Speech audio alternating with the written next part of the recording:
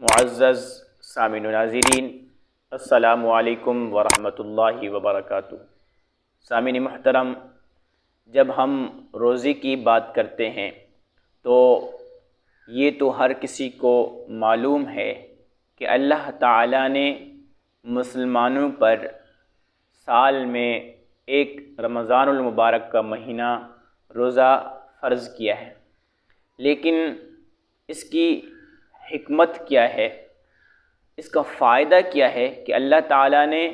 ہم پر روزے کیوں فرض فرمائے ہیں؟ صبح فجر سے لے کر مغرب تک کھانے پینے اور عمل ازدواج وغیرہ سے اللہ تعالیٰ نے کیوں منع فرمایا ہے؟ تو سامعین محترم،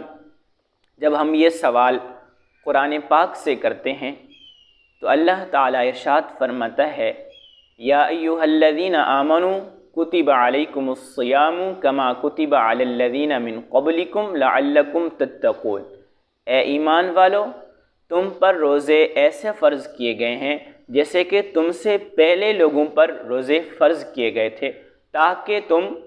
پرہیزگار ہو جاؤ، متقی ہو جاؤ۔ حضرت ابو ہریرہ رضی اللہ تعالی عنہ فرماتے ہیں، پیارے آقا کریم صلی اللہ علیہ وسلم نے اپنے دل کی طرف اشارہ کرتے ہوئے فرمایا، التقوی ہا ہنا، تقوی یہاں ہے،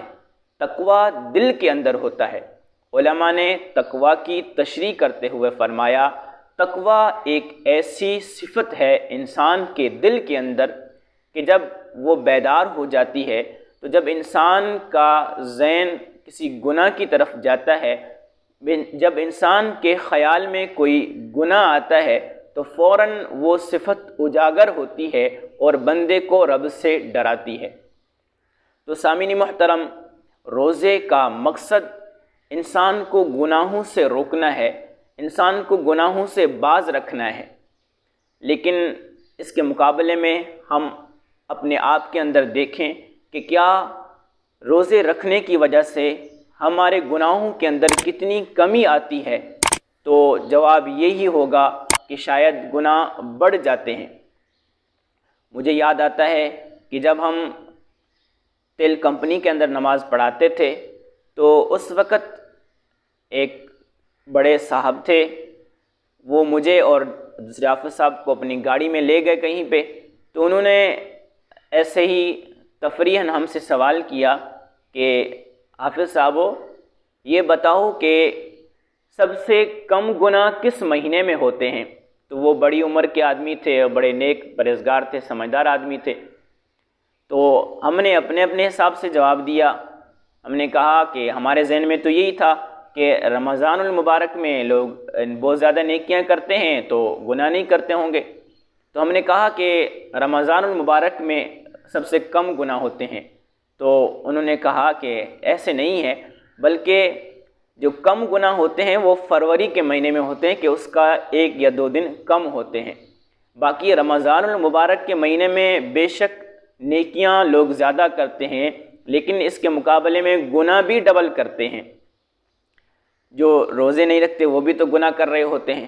اس طرح اور بھی متعدد گناہ ہیں جو عام مہینوں میں نہیں ہوتے، اس کے مقابلے میں رمضان المبارک میں ڈبل ہو جاتے ہیں۔ تو اس کی وجہ کیا ہے کہ روزے کا مقصد تو تھا ہمیں گناہوں سے بچانا، لیکن ہم گناہوں سے نہیں بچتے بلکہ اس سے زیادہ گناہ کرتے ہیں۔ ایک صاحب نے لکھا ہے کہ میرے ساتھ ایک جرمنی لڑکی کام کرتی تھی،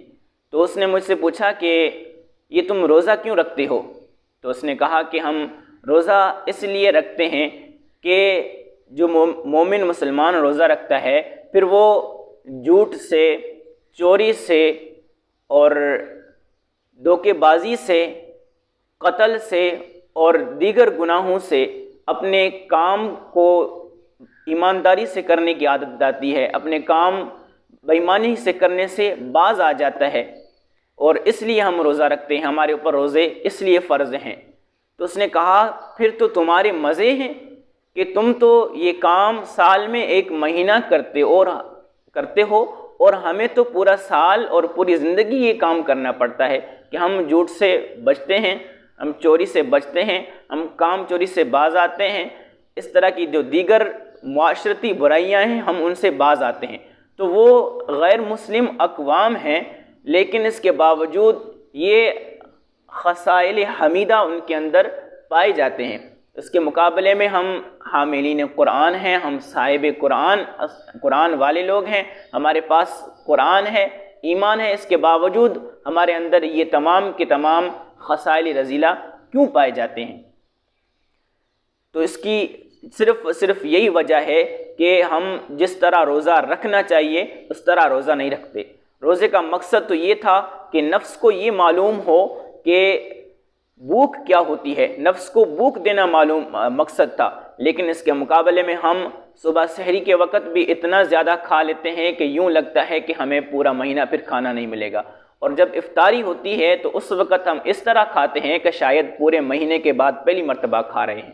تو ہمیں کھانے اور پینے میں احتیاط کرنا چاہیے۔ روزے کا مقصد تو نفس کو بھوکا رکھنا تھا، نفس کو کنٹرول کرنا تھا، لیکن جب ہم صبح پیٹ بھر کر کھائیں گے اور افطاری میں پیٹ بھر کر کھائیں گے تو اس سے نفس کنٹرول نہیں ہوگا، بلکہ نفس بدرجہ اولا مشتعل ہو جائے گا، طاقتور ہو جائے گا۔